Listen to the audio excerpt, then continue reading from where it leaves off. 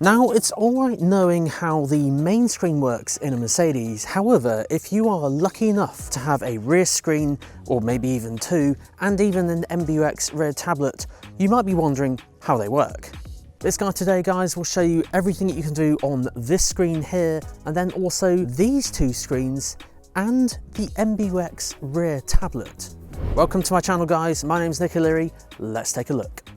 So, officially known as the MBUX Rear Entertainment System, and of course this thing as well, which is the MBUX Rear Tablet. These screens do all sorts of different things, and including the front one as well, they're actually all interlinked. So just before we run through these, just going to run through the front screen first and just show you all the things you can do on there, and how also you can share content from the front screen to the back screens like you just saw. So just running through the front screen very quickly before we jump in the back. Now, a lot of you will be very familiar with the kind of screen setup here with the phone, navi, radio and that sort of thing. But if we go on to media in here, you'll notice that you can have videos playing back just like this here.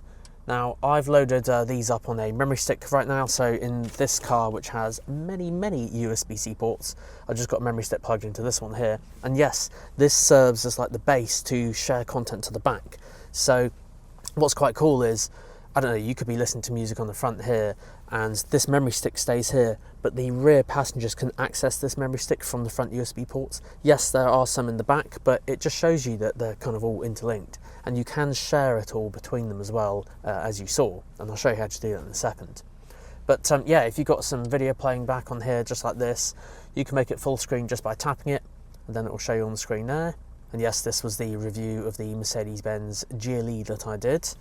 And if I go back here, go back onto the home screen, look at the top right there, you'll notice there's an icon that you might not have seen before. So if you go in here, this is how you can share content to the back screens. And it is as simple as a drag and drop. Just drag and drop onto the back right, just like that. And now that'll be playing on the back screen. Same with this one here, you can drag and drop down there like that. It's so easy. And if you want to share it with everyone, you can share it with everyone just like that. So yeah, you are in complete control here, but of course the people in the back do have their own media experience in the back as well. But yeah, you can connect your phone up via Bluetooth, as you can see here. There's also online music, so you can link Apple Music, Spotify, Amazon Music and Tidal as well. So 4 music streaming providers on, of course, the latest Mercedes-Benz. I won't cover that in this video, I've got a separate video on that, so I'll link that in the description down below if you want to check that out. But for this tutorial today, I'm just going to run through what it's like to share content from a USB memory stick. So with that out of the way, let's jump in the back. Now, jumping into the back, of course, this is what we see. We've got all the screens in the back. So this one here, and of course the MBUX Rear Tablet is all showing this video that I've just played and shared to the back. Now, that's not the only thing it does. It has its own literal kind of like mini MBUX, so mini multimedia system, again, all interlinked. So if you ever want to stop it, the whole thing is touchscreen. So just tap on here and then you can tap the home button and, well, this is kind of what you see. So yes, the whole thing is touchscreen. The actual screen itself does tilt up and down like this, so that's pretty cool, just in case you get like kind of some glare from, you know, the sun or from the windows. But yes, whole thing is touchscreen. There is an on and off button literally just in the middle, so you can turn the screen off, and then anything you press will just bring it back on again. Now, I'll go through this rear tablet in a minute, so I'm just going to go through this screen first, and it's exactly the same as this one. They're just kind of mirrored, one for each passenger. So starting on the bottom left is phone. So yes, you can connect your phone up to here and of course then play music through it and that sort of thing. So that's obviously quite cool. Going to the next one across is radio. So yes, this is how you have your radio playing. Now, what is quite cool is, say you, I don't know, had a driver, for example, who was quite literally just driving the car and you were sat in the back. So this even applies to some models of the S-Class if they have rear screens. You can control this. So you can say, oh, I want to listen to BBC Radio 1, and then down here are some extra controls where you can choose if it will go through your headphones or through the car's speakers. So again, you're in complete control of the whole thing. Of course, then the driver can override it and go onto radio and then kind of override what you've set. After this, we then have media. So in here, very similar to what we saw at the front. So Bluetooth, online music. So if you've got your music account linked, so again, like I mentioned, Apple Music, Spotify, Amazon Music and Tidal, then you can access that here as well, again for each passenger. One thing I should add, when you do jump in the car and shut the door, it will ask you who's sat in this seat. So you know the user profiles that appear on the one in the front there, on the front screen. Obviously I'm logged into the front at the moment, so I can't log myself into another seat, but you can add a user and each have your own settings for each person. So Mercedes have really thought of this, because then you have your own user kind of experience in each seat. Probably one of the reasons why it's called MBUX, Mercedes-Benz User Experience. So they've really thought about that. But yeah, going back into media now, yeah, Bluetooth, online music, USB. So this is literally taking content from that front USB-C port. So the same things are here. I can scroll across to this one, have the video playback on here. Again, over here, I've got that same video that was playing on that one, because remember I had that playing at the front, shared it to all the screens. I've now sat in this and have taken over, but that video is still playing from that one there. So I've got two videos playing from that same memory stick. It's really cool. I would have loved to have this as a kid in my car. Well, not in my car, my parents' car when I was kind of a bit younger. Now you may also notice up here there's HDMI 1 and HDMI 2. Now compared to some other manufacturers that I have reviewed that have a massive kind of theatre screen in the back, and then it has Netflix and YouTube built in, on this particular car Mercedes don't have that, but they do have HDMI ports. So this opens up the whole world of possibilities where you can plug, providing you can power it, virtually anything into the back. So my mind kind of goes to like Amazon Fire Sticks, to Apple TVs, although there is the issue of powering it in the car because you need mains power for that. Same goes for like PlayStation. You could, if you could find a way of powering it in the car, so obviously there's no like plug, you could sit here and play games. That's pretty cool. Maybe Nintendo Switch, because that is portable. You will need to plug it into one of the ports down here. So down here are two USB-C ports and then two HDMI ports. Now I will add these are mini HDMI, so it's not micro HDMI as far as I've seen, it's mini HDMI. So you may need to buy a dongle or an adapter to convert it to a normal sized HDMI port if you're going to plug something in like that. But yeah, I'll close that back up just for now. But yeah, again, so that's phone, radio, media. Now if you go into info, yes, you can look at the consumption and vehicle and engine. I'm not sure why the rear passengers would need to see this, but yeah, if you wanted to, then you sure can. Now one of the main experiences of this is comfort. So if we go into comfort, this is where on some selected specifications you can have a massage. So yeah, I could quite literally just have a massage right now, and there's the seat starting a classic massage for me while I'm watching a movie. It's pretty cool. Again, completely independent, I could turn on the massage for this seat here. Again, this one could turn it on for this one. So again, the whole thing is connected. Now there's a few other programs here, from relaxing, mobilizing and activating massage. So I don't know, let me know which one your favorite is in the comment section down below. Now if we go on to seat, there's a few other things here. So you can adjust the seat position here. Although I will add, I don't agree with using it on there. I think it's a whole lot easier just to do it on this bit here. I'm not sure why it's on the screen, but hey, it's another way of doing it. You can do it on the screen, but it's there. So I'd probably personally just use it there. Lumbar is good though, because that is the only place where you can do it. So this can add your lumbar adjustment and get that exactly the way you want it. And again, it's all digital as well. There's certainly, like my own cars, that kind of annoying switch you have to use down at the bottom. You can't really see and you have to guess. Whereas on this, it's all digital and you can choose exactly where you want it to be. Again, left and right, all controlled on either screen. Then you have seat climate control. There's a few things on here. So again, depending on specification, you can have heated seats, ventilated seats. Again, the buttons are up here, but you can easily then control it on here on the screen. Same for the seat heating balance. You can have it just do the back or just do the bottom, just like that. But otherwise have it kind of 50-50. Now this is really cool. The next one after this is additional panel heating. Now I have reviewed a fair few cars, well, a couple of cars that have this. So certainly this car, the Mercedes-Benz GLS, has this for the front seats. But notice here, all of these orange marks, those heat up as well when you have your heated seat on. So if I have the heated seat on, this panel heats up. Talk about that luxury. And then finally, seat ventilation on certainly warm days like this. So that's why I've got the engine on with the climate control at the moment. But yeah, you can have your ventilated seat on. It can come on there like that. But again, you can do it on the button or do it on the screen. After this, you can reset the seat completely back to normal. So say, for example, someone's changed all the settings and you just want it back to normal, lumbar adjustment, that sort of thing. You can just reset it with one touch. Next menu after this is ambient light. So we all know this one, especially if you've been using it on the front here, but this does control the entire car, and you can control the ambient lighting and put it to, well, whatever you want. But I'll leave it on the blue for now, because that's the one that shows up best on camera.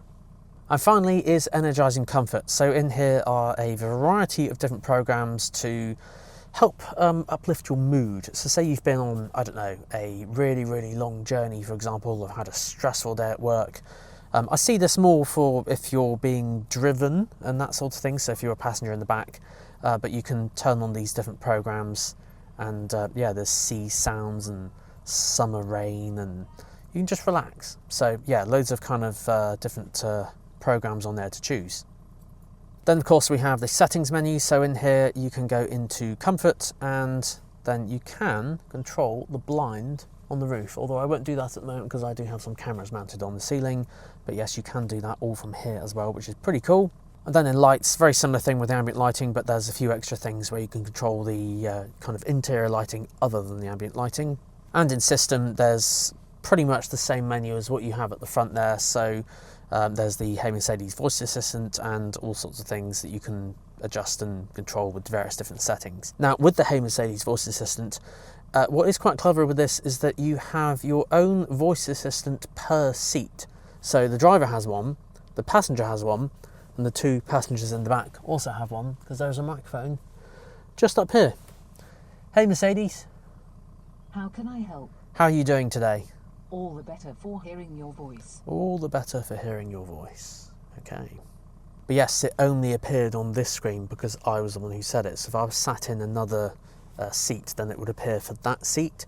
So it's kind of personalised, and certainly if you have headphones in as well, which I'll get onto in just a second, it will only appear for your seat. So they must have some kind of like directional kind of microphone to only pick up what that person's saying. So they do think of quite a lot. Now one thing that is really cool, you know how we shared the kind of screen from the front there to the back screens? You can do that for each passenger here as well. So say for example I've got this video playing here at the moment and I want to share that to that one so we can both watch the kind of same content at the same time. Really easy, all you do is just press the home button, go to that same place where you can go to the share button there, and then you just drag and drop to there, and then it appears over there, just like that, and it shows you who sent it as well. So yeah, it is amazing how they are all interlinked. Now one thing I will add, and this is obviously quite important, I have noticed there is a bit of an audio delay. Now this is kind of to be expected because having any audio and video go over a bit of a distance, and obviously I can imagine the amount of wires that are in this car to make this happen is obviously quite a lot. You will notice that if you're having any content playing on the front screen over here and then you're viewing it in the back as well, there is a slight delay.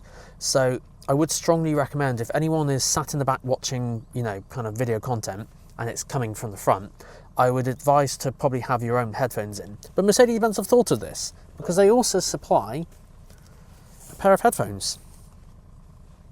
Pretty cool, right? Now the only thing with these, they are high gloss black, which means they will attract an enormous amount of fingerprints, but they're actually pretty good. You can turn it on and off, and when you turn it on with the button, she'll talk to you, and currently battery level high, she'll tell you what the battery level is. But then using this, if we go back to my video, it has automatically connected to this, and now I can hear my video on here. It's so cool that all of this just kind of works like this. So these are synced together and I can hear the kind of content in here on the headphones. So this now brings us very neatly onto this control bar along the bottom. So in here we have volume. Now volume here, this will be for the headphones, which I have on at the moment. And then also the one next to it is the volume for the car speakers. Now with this as well, this is how you can toggle between them. So obviously that's the volume adjustment, but then here is how you toggle to the car speakers. And then the one next to it, how you turn it off, and that's how you can toggle volume to here. So that's obviously one of the unique features of this. On the actual headphones, they have a 3D mode, noise cancellation as well, and then they power on and off. I'll turn it off there. Power off, there you go, she's turned that off there. So yeah, she talks to you. And you can also charge it via the the port on there as well, which looks like it's USB-C, so plug it in straight down there, or I think there was one in here if I remember. Yeah, there's two down in there, so very, very, very clever. And they also come with their own kind of fabric case as well. But yeah, we'll pop that in there for now.